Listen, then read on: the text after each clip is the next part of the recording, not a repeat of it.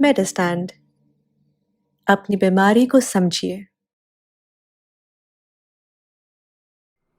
अस्सलाम वालेकुम ख़वातीन हज़रात, प्रोफेसर अज़ीज़ुर रहमान फ्रॉम मेडिस्टैंड अपनी बीमारी को समझिए। आज एक मैं वीडियो बना रहा हूँ एक बीमारी के बारे में जो फॉर्चुनेटली बहुत कॉमन तो नहीं, लेकिन जिनको है वो उनकी लाइफ काफ़ी हद तक अफेक्ट होती है। तो उसके साथ कैसे कोप करना है, किस तरह से तशख़ीस होनी है और किस तरह से इलाज होना है, उसके बारे में एक बेसिक सी मैं इन्फॉर्मेशन देना चाहूँगा जो कि एज ए पेशेंट आपको मालूम होनी चाहिए। और ये बीमारी है रूमेटॉइड आर्थराइटिस। ये जो रूमेटॉइड आर्थराइटिस है ये एक्चुअली एक ग्रुप ऑफ डिसऑर्डर्स है, एक पर्टिकुलर एक स्पेसिफिक बीमारी का नाम नहीं है। वो कई तरह की मिलती जुलती बीमारियां हैं जिनको हम कलेक्टिवली रूमेटॉइड आर्थराइटिस कहते हैं।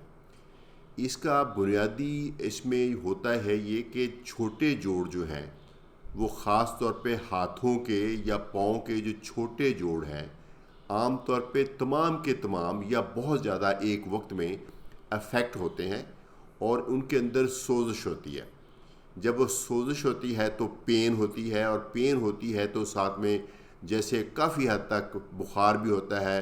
तो और इसका एक ख़ास फीचर ये है कि सुबह उठते वक्त पूरी बॉडी स्टिफ हुई होती है, और ये आम तौर पे यंग एज में शुरू होती है। यंग एज से मुराद कोई 20-25 साल की इर्द गिर्द, या थोड़ी लेट भी शुरू हो सकती है कुछ केसेस में, कुछ में बच्चों में भी शुरू हो सकती है, बट सबसे ज़्यादा कॉमन ये तकरीबन 20 साल के अराउंड है। और ये बीमारी औरतों में, यंग गर्ल्स में मर्दों की निस्बत ज़्यादा है।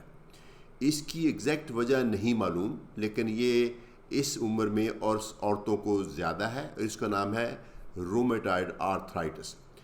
इसमें होता यह है कि जो बॉडी का जो इम्यून सिस्टम है, जो हमारा हफाजती सिस्टम है, जो कुदरत ने बनाया इस तरीके से है कि बॉडी में कोई बाहर से जरासीम आए या कोई ख़तरनाक चीज़ बाहर से हमारी बॉडी में एंटर हो किसी भी रास्ते से, तो हमारा हफाजती निज़ाम उसको काउंटर अटैक करता है ताकि वो जरासीम ख़त्म हो जाए और हमारी सेहत बच सके, हम बीमारी से बच सकें। लेकिन कई दफ़ा वो जरासीम तो ख़त्म हो जाता है, लेकिन ये जो बॉडी का हफाजती निज़ाम है जो एक दफ़ा एक्टिवेट हो जाता है, जो हुआ था उस जरासीम के ख़िलाफ़ था, लेकिन कई दफ़ा वो मिस फायर कर जाता है और हमारी बॉडी के मुख्तलिफ जो टिश्यूज़ हैं उनके ख़िलाफ़ वो जहाद शुरू कर देता है।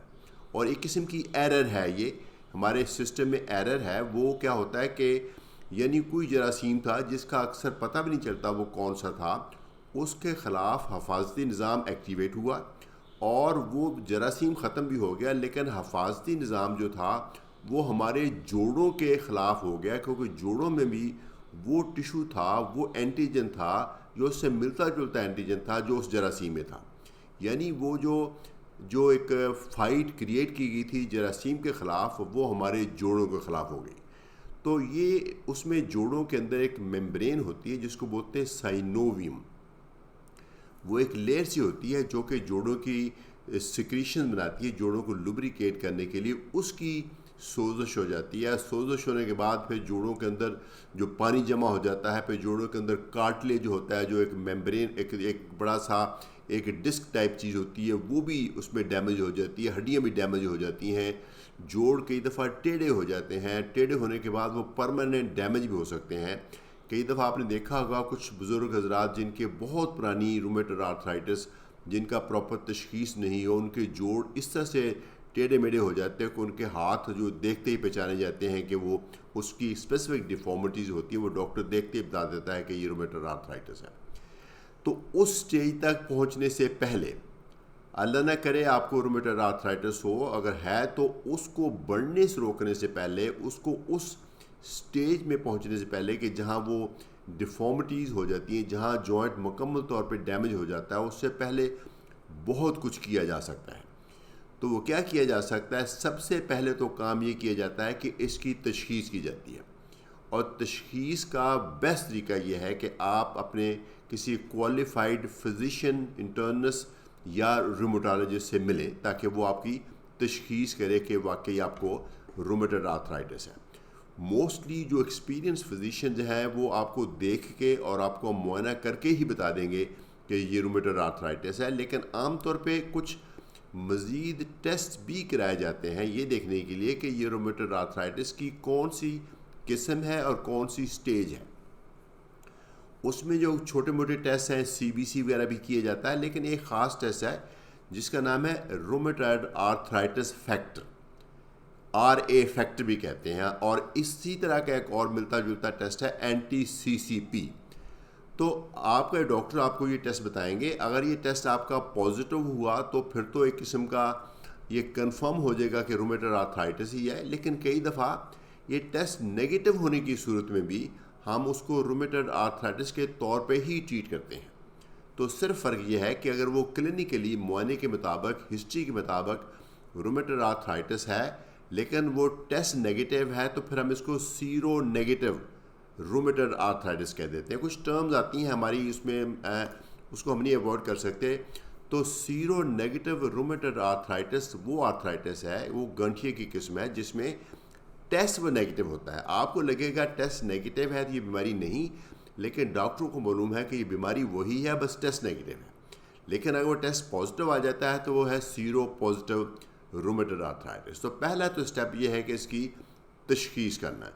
تو کئی دفعہ یہ بیماری جوڑوں کے علاوہ بخار کی صورت میں یا اور صورتوں میں ظاہر ہوتی ہے، پھر اس کی تشخیص تھوڑی سی مشکل بھی ہو جاتی ہے، تھوڑی سی ڈیلے بھی ہو جاتی ہے، جو کہ اس کی ٹپیکل سمٹم تو ملٹیپل جوائنٹس کا انوالو ہونا ہے، اگر وہ ہو جائے تو تشخیص جلدی ہو جاتی ہے۔ تو سب سے پہلے تو مریض ریلیف چاہتا ہے تو ہم ان کو دیتے ہیں anti inflammatory drugs. Anti inflammatory drugs یہ کامن جن کو پین کلر کہتے ہیں وہ ہے، وہ ان کی کافی بڑی ڈاؤن سائیڈ ہے، لوگ ان کو خاصا نگیٹیولی دیکھتے ہیں، لیکن اگر آپ کو رومیٹڈ آرتھرائٹس ہے اور آپ کو پین ہے، سویلنگ ہے، اسٹفنس ہے، تو یہ اینٹی انفلیمیٹری ڈرگز آپ کو فائدہ دیں گی، اور آپ کو ڈاکٹر آپ کو تجویز کریں گے کہ کس ڈوز میں کتنی دیر کے لیے لینی۔ ان دوائیوں کو لانگ ٹرم لینا صحیح نہیں ہوتا، لیکن کچھ دیر کے لیے لینا کافی فائدہ مند ہے۔ لیکن یہ آپ کے جوڑوں کی تھوڑی سی سوزش کو کم کر دے گی، درد کو کم کر دے گی، لیکن بیماری کو اندر سے ختم نہیں کرے گی۔ انفیکٹ اس وقت تک کوئی دوائی ایسی نہیں ہے جو اس بیماری کو مکمل طور پہ ختم کر سکے، لیکن کافی ساری ادویات ہیں، ان کو کلیکٹیولی ہم کہتے ہیں ڈیزیز موڈیفائنگ ایجنٹس۔ اب ڈیزیز موڈیفائنگ ایجنٹس کا مطلب یہ ہے کہ ہم بیماری کو اس طریقے سے موڈیفائی کرتے ہیں کہ وہ زیادہ ڈیمیج نہ کرے۔ اصولی طور پہ تو ایسی ٹریٹمنٹ ہونی چاہیے جو کہ بیماری کو ختم کر دے، لیکن وہ چونکہ نہیں اویلیبل تو اس لیے ہم ڈیزیز موڈیفائنگ ایجنٹس استعمال کرتے ہیں۔ اور یہ جو ڈیزیز موڈیفائنگ ایجنٹس ہیں اس کی بڑی ایک لمبی لسٹ ہے، ان میں سے کون سی آپ کے لیے بیسٹ رہے گی وہ صرف آپ کا معالج بتا سکتا ہے، اور آپ کا معالج بھی ایکچولی آپ کو ایک ان میں سے کوئی دوائی دے گا، ٹرائی کرے گا، دیکھے گا کہ وہ آپ کو سوٹ کرتی کہ نہیں کرتی، اور آپ کو اس کا رسپانس ملتا کہ نہیں ملتا، اور ٹپیکلی 1 سے 2-3 وزٹس میں وہ اس کی ڈوز سیٹ کرے گا اور پھر آپ کو لانگ ٹرم فالو اپ کرے گا۔ ان ادویات کا مقصد یہ نہیں کہ آپ کو فوری طور پہ ریلیف مل جائے، ان ادویات کا مقصد یہ ہوتا ہے کہ آپ کی بیماری سلو ڈاؤن ہو جائے اور اس نے جو جوائنٹس کو مسکل اس کا جو ڈیمیج کرنے کا ارادہ تھا وہ ٹل جائے اور جوائنٹس آپ کے بچ جائیں۔ یہ ایک پینز ٹیکنگ لانگ ٹرم ایکسرسائز ہوتی ہے۔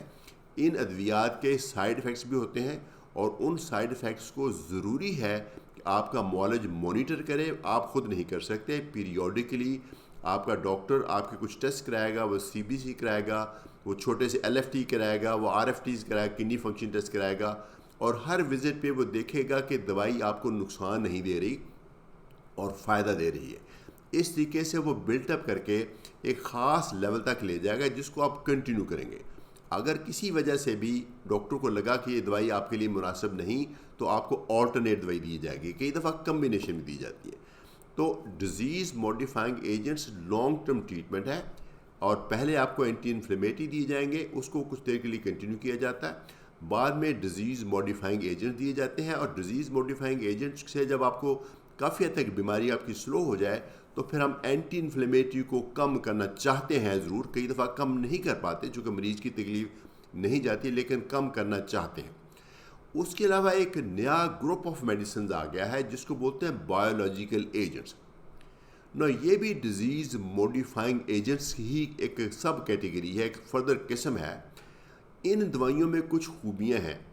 خوبیاں یہ ہیں کہ یہ بہت اسپیسیفک ہیں. یہ ایک خاص مقصد لے کے سائنٹسٹ یہ کہتے ہیں کہ فلاں چیز جو ہے باڈی میں وہ بن گئی ہے، وہ رومیٹڈ آرتھرائٹس کو ٹھیک نہیں ہونے دے رہی. جیسے ایک ہے TNF الفا، تو وہ سائنٹسٹ ایک ایسی چیز بناتے ہیں جو اس پرٹیکولر جو چیز کو جو کہ جوائنٹ کی بیماری کو بڑھا رہی ہوتی ہے اس کو جا کے ڈسٹروائے کرتے ہیں تاکہ جوائنٹس بچ جاتے ہیں.